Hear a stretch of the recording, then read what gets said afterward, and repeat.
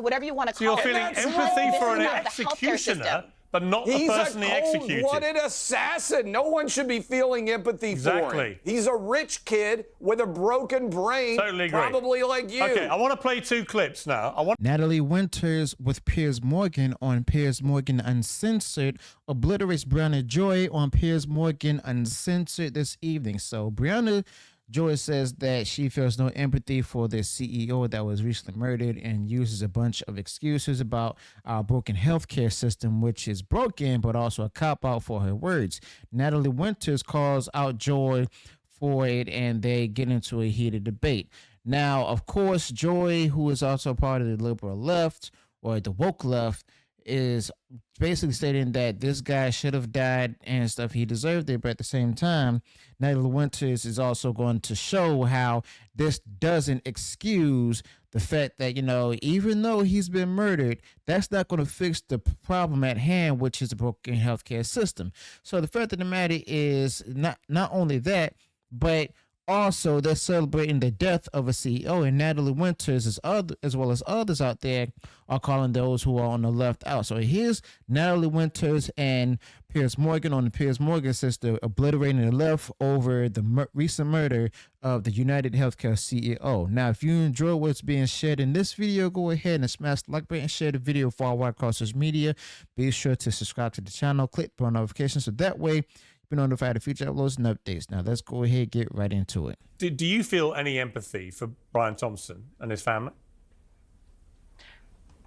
I have infinite empathy for any individual as a person in their personal capacity. As his role as the CEO of United Healthcare, I'm afraid I'm with the overwhelming majority, bipartisan majority of the American people who say, I'm saving my empathy for people who are much more vulnerable, and have caused a lot less harm. Right. So to be clear, you don't have any empathy for him after he was executed. I personally don't. Right. Okay. Well, at least you're honest. Let me go to Natalie Winters. I mean, I find this staggering. You've got to remember, the left is supposed to be the party that cares so much. All of them have their "Be Kind" hashtags. They're the caring ones, the kind ones, and they can't even bring it in their hearts to say they find a shred of empathy for a man who's just been executed, who's the father of children, the husband of a loving wife, and so on. I find that just staggering, that you can't, on a human level, have empathy for the murder of someone, but also make your point about the system in which he was an executive. What's your response? I mean, it's absolutely shocking. And look, what it gets to the core of is the continued dehumanization of people, because in the sort of culturally Marxist paradigm of oppressor versus oppressed, you're allowed to do whatever you want to someone who has allegedly, or in this case, I'm not a supporter of the United States healthcare system or apparatus. Believe me, there's so many problems that need to be fixed and adjusted there. But condoning, which is in effect what these two panelists are doing, the assassination of him by a roundabout way by saying, well, the healthcare system is, you just told me that you had absolutely no empathy and that you think what people are doing by gunning down healthcare executives because of bad decisions. And by the way, I do not condone vigilante violence in either instance. So don't misrepresent my view. If you can make your case without telling a lie, miss, then you should do it. I have empathy for the 68 million Americans and their families who are killed every single year by the policy of the United Healthcare system with its dirty treatment and violence. Okay, look, listen, Briahna, I'll let you speak, Briahna. Let Natalie have her say, and then I'll let people respond. By the way, if you think Luigi Mangione is someone who you maybe have empathy or sympathy for, this is someone who had a very privileged upbringing, background, very wealthy family. The CEO of United Healthcare is someone who came from a working class family, went to state schools, didn't go to the University of Pennsylvania. Like I said, I'm not defending the healthcare system writ large, but to say that you don't have empathy because you view him as an oppressor of the American people is a perversion, not just of the system of law and justice in this country, but that's extreme. You just said you don't have empathy for a man who was murdered in cold blood on the streets of New York. So what do you have for him? You are Sympathy? obsessed with this oppressed language. It seems to be a bit of a kink. You are so much so that you just said you don't have empathy for a murder victim. I said, let me be clear. I said as a person, interpersonally, of course, he has a family, and those people are feeling grief. And those people, as far as I know, are innocent in all of this. But the question is, here's the real question. Why are we asking random pundits, who might personally have been victimized, by the way, by someone like Brian Thompson, why they would have empathy for him and their family, while there's no question being asked about who has empathy for the tens of thousands of Americans who are killed every year by the policies that Brian Thompson has made millions and millions, Clay, tens of millions of dollars off of. Why are we talking about the fact that this 25-year-old, 26-year-old perpetrator, alleged perpetrator, went to an Ivy League school when obviously he was so still financially precarious, or obviously we don't know, the facts will come out. But the fact that someone who is relatively privileged in the United States of America can still feel so overwhelmed by our healthcare system that they would go to these lengths, that people who are relatively affluent still find themselves in medical bankruptcy, as you so rightly pointed out earlier, Piers Morgan, that 50% of families that have a cancer diagnosis in their family in the United States of America go bankrupt. That is where the moral outrage should lie. But when you go on elite programs, no offense, Piers, who have wealthy, affluent hosts, the focus seems to be on the family of the millionaire and not on the families of the people who have been terrorized by this healthcare system. You made your point. Listen, I'm in London at the moment. In the UK, we have the National Health Service. It's free healthcare for all. You know, so I find the whole system in America completely baffling, that a country of your size and power and economic muscle can't have a better system where people don't fall through the cracks in such large numbers. I completely agree. But that is a separate issue to the execution of someone in the street. Clay, I could see you were rolling your eyes there. But it's not a separate issue. Well, let me bring Clay in. It is a separate. Piers, I'm in Israel right now. I just been touring a lot of the kibbutzes where there were people who were murdered because they were Jewish. I can't help but see the analogy here. You can be upset with a larger societal issue. It does not justify murdering people because of it. That's definitely true. And if you are making that argument, and Briahna is making that argument, I'm sorry, her brain is broken, because what she is saying is, I'm so upset about the healthcare system that I believe that assassinating an innocent person who has never been convicted of any crime in cold blood on the streets of Manhattan is okay. Then your brain is broken. If you don't have empathy that's not what I'm saying, and the audience is intelligent enough to have heard what I've actually said. I got a question. Exactly. With Natalie Winters as well as others on this panel, I got a question. Since this guy was murdered and everything, how is that going to fix the broken healthcare system? How is that going to fix the system that's definitely been broken for decades and stuff? I mean, answer that question. The only way that we'll actually fix it is by policy change as well as less bureaucratic control. Now, the fact of the matter is there's no one on the right or even the left that will actually go ahead and be willing to go ahead and make these changes and stuff.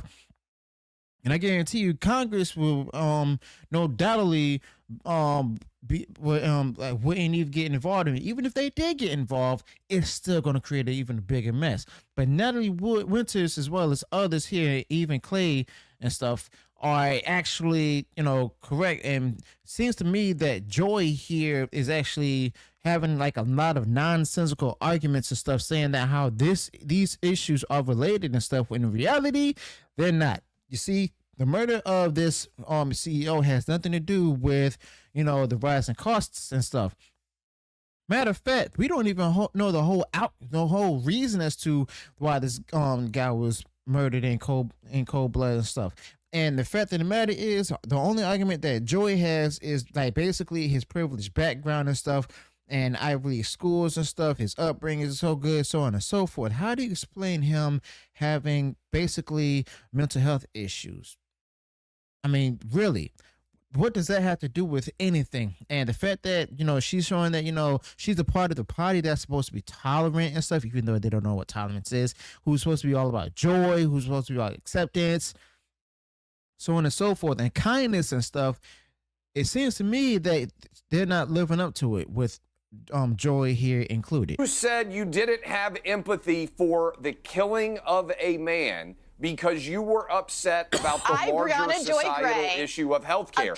That is not any different that he is a person than in his you private saying capacity. when you are seeing what happens when someone is killed because they're Jewish, that you're not happy about the situation here.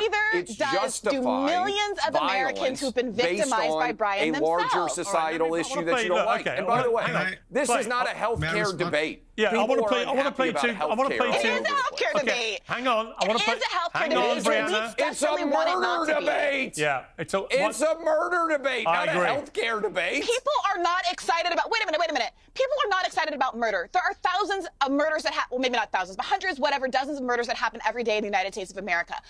And those perpetrators are not being celebrated by the public. The public right now is feeling empathy for Luigi. They are feeling some kind of catharsis, schadenfreude, whatever you want to call it. So you're feeling empathy for an executioner, but not the person he executed. He's a cold-blooded assassin. No one should be feeling empathy for him. He's a rich kid with a broken brain, probably like you. Okay, I want to play two clips now. I want to play, first of all, a mashup of the reaction to our Taylor Lorenz Joy clip, which has gone very big in America. Let's watch this. That is this ideology. She has joy for a guy getting murdered in the streets of New York. I just feel like saying that you feel joy over someone getting assassinated, like even if you do feel that way, I just don't think it's helpful to say that. She in her mind is like, a man that worked for a company at the highest levels died, so she feels joy. Okay. And now this woman is all over online on her Substack and elsewhere trying to justify this man's murder, and goes on with Piers Morgan on his YouTube show last night. Wow, we have a real problem in this country. The left has a real problem. But there is something deeper, a sickness that is going on in our political class, best exemplified by the absolute nut job, Taylor Lorenz, who used to work for the Washington Post. She appeared on Piers Morgan yesterday, and she said that she felt actual joy when the United Healthcare CEO was murdered on the street. Now, Briahna, before I come to you, I want to play Joe Rogan, who interestingly had this take. I don't think this guy was a professional. I think this guy, if I had to guess, some guy who got fucked over. Apparently that company is really bad on denying claims. 34% denial rate. Something normal's like, like 16. Yeah. Yeah. So those guys. I don't think anybody's going to be crying too hard over that guy. Yeah, maybe his family, but that's about it. Yeah. It's a dirty, dirty business. The business of insurance is fucking gross. No, Joe, I mean, it's interesting there. Joe Rogan, he didn't come out and say he felt joyful, but certainly no great tears being shed, no great expression of sympathy. As Briahna, I mean, I wouldn't have phrased it the way she did. And I think to admit you have no empathy for someone when they've been murdered is very bizarre. Joe Rogan and I had the same take. Yeah. Well, that's what I'm about to make the point. Joe Rogan and I had the exact same take. Allow me to conduct my own interviews, Briahna, if you don't mind. Which I mean, there's not a massive amount of difference in response there. So is there a point here that the issue of healthcare in America is angering so many Americans because of these denial rates and so on, that this was almost an inevitable conclusion to this, that somebody at some stage was going to turn violent? Yeah, and let me respond to Clay, your question, and also the clips. First and foremost, I for one have said that I'm against vigilante violence. I have the capacity to feel empathy for unarmed individuals who get killed. What I find fascinating about the framing is, where is the pearl clutching? Where is the outrage? It seems very selective, right? So if you're in Israel, Clay, I'm glad you're there. Talk to everyone. Go visit the West Bank and talk to Palestinians if you truly want to have empathy. When you talk about framing, right, I think Clay said, just because you're angry about a system doesn't give you the right to commit vigilante violence. I agree. Just because you're angry and you think that Donald Trump won the 2020 election that he lost, it does not give you the right to be part of an incited violent insurrection where you hurt and harm Capitol Police, take a shit in the U.S. Capitol. Some people come armed to assassinate people. By the way, just over the weekend, Donald Trump said he would pardon those people, traitors, violent insurrectionists whom he called hostages. I see no condemnation. I see celebration from the right. Another story about murder, how common it is. Another Daniel Perry, a white man, a veteran. He was convicted, Piers, just a couple of months ago. He was convicted by a jury of our peers for killing an unarmed white man who was attending a BLM rally with his black girlfriend. Governor Abbott of Texas, do you know what happened? The story no one talks about. Governor Abbott of Texas pardoned this man who was convicted by a jury for killing an unarmed white man. MAGA celebrates it. So when do we celebrate and when do we not? And right now, to go to your question, this comment that Joe said and what Briahna said and what I said is the reaction to the murder of Brian Thompson is what I'm fascinated about. It is inevitable, I believe, to answer your question directly, in a country, the most powerful, wealthy country on earth, right? That where we pay more money than any other country for healthcare, where so many people, so many adults, their number one debt, Piers, is medical debt. I had a daughter who is a stage 4 cancer survivor. She's 5 years on, she's cancer-free, full liver transplant, she's a little diva. A person like myself, Piers, the only reason I had insurance is through my wife, who's a doctor. We're pretty privileged compared to most people. If I wasn't able to get help from my family and friends, I would be in debt. I would be $200,000 in debt. Piers, I had to do a GoFundMe, and that's me, a person with relative privilege. So look at the reaction right now. And I keep telling people, for CEOs, I mean this sincerely, if you are in healthcare, if you're a billionaire, if you are a CEO, if you're a 1%, look at the bipartisan rage from Briahna to Joe Rogan about the healthcare system, where, you know, millions of Americans, Piers, I don't think they're evil. I'm telling you, I've never seen anything like this in my life. I know deeply empathetic people who looked at this murder and said, I feel bad for Brian, but you know what? United Healthcare screwed over a lot of people. Okay. I have a story. Okay. And the system has to change. Well, listen, I think the system has got to change. I totally agree with that. Let me bring Natalie in. I want to pivot to Daniel Penny now, because it really has been a tale of two vigilante stories, very different stories in my estimation. You know, I am very pleased that Daniel Penny was acquitted of committing Penny was committed of any crime, because I believe he was a hero. I believe that he was a Marine veteran on the subway who recognized a dangerous situation. He knew nothing about Jordan Neely's background at all. He didn't know that he was a homeless man or he had mental health issues. He didn't know that he had a criminal record as long as his arm, 40 plus offenses, including several involving violence, including against old people. He didn't know anything. All he knew was this guy was ranting and raving, talking about killing people, prepared to die, prepared to go to prison for the rest of his life. And in that moment, the military instinct kicked in. It seems to me, I've got a lot of military in my family. It kicked in instinctively. He knew how to restrain him, and he did restrain him. And tragically, Jordan Neely ends up dying. He was high on drugs at the time, but he ends up dying. And I can absolutely have empathy for the death of Jordan Neely. It shouldn't have happened. It was a tragedy, but it was an accident. And Daniel Penny did not want to kill him, obviously. He wanted to stop him potentially killing the passengers, women and children. I was struck by the fact that of the 11 eyewitnesses who gave evidence, 9 of them said it was the most terrifying experience they'd ever had on the subway. Not what Daniel Penny did, what Jordan Neely was doing before Daniel Penny apprehended him and and got him under control. So I don't understand how anyone who looks at this with a logical, common sense brain could possibly construct any argument that says this is the new George Floyd, this was a white supremacist, as they called him, a racist who only picked on Jordan Neely because of his skin color. And by the way, the system betrayed Jordan Neely and all these things. Really? I just see a deranged, violent guy with a long criminal record threatening to kill people, and somebody, thank God, stepped in to stop him from potentially carrying out his threat. You also don't see the systemic violence. Oh, sorry. Well, hang on, Majai. This is for No, I'm sorry. Natalie. I will come to all of you. Don't worry. I will come to all of you.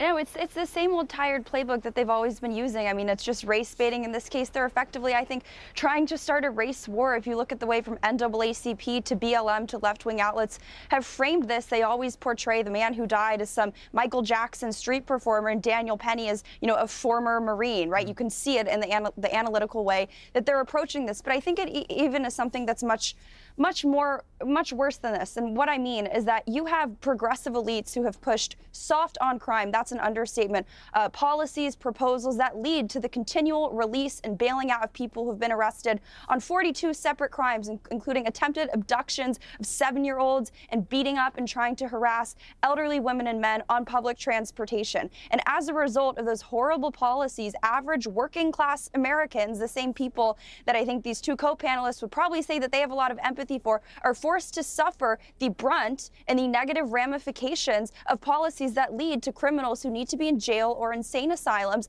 plaguing public transportation, especially in New York. Now, Natalie Winters is basically showing here that the left needs to re-examine what the definitions of a lot of words are. Prime example, Natalie Winters is basically implying that the left doesn't know what a victim is. Natalie Winters is also implying that the left doesn't really know what priorities are. Natalie Winters is also implying that the left doesn't even know, what enforcement means. And basically, Natalie Winters here is showing that, the left is actually has only an argument and stuff when it comes to these different issues. It's race, sex, and all of that. Okay, excuse me, gender. But the fact of the matter is that Natalie Winters actually held her own even against Alexa Briahna Joy and this other guy that's on the right-hand side. And it shows here that, basically the left doesn't really have much of an argument to stand on except for woke identity politics. Now, the fact of the matter is here that Natalie Winters as well as Piers Morgan did a tremendous job with this discussion. So let me know your thoughts about this in the comments below. Also, be sure to include any additional thoughts you might have with this particular topic. If you enjoy what we shared in this video, go ahead and smash the like button, share the video far wide across social media. And if you haven't done so already, you enjoyed all the content that I put out there, go ahead, subscribe to the channel, click the bell notification so that way you'll be notified of future uploads and updates. Till then, peace.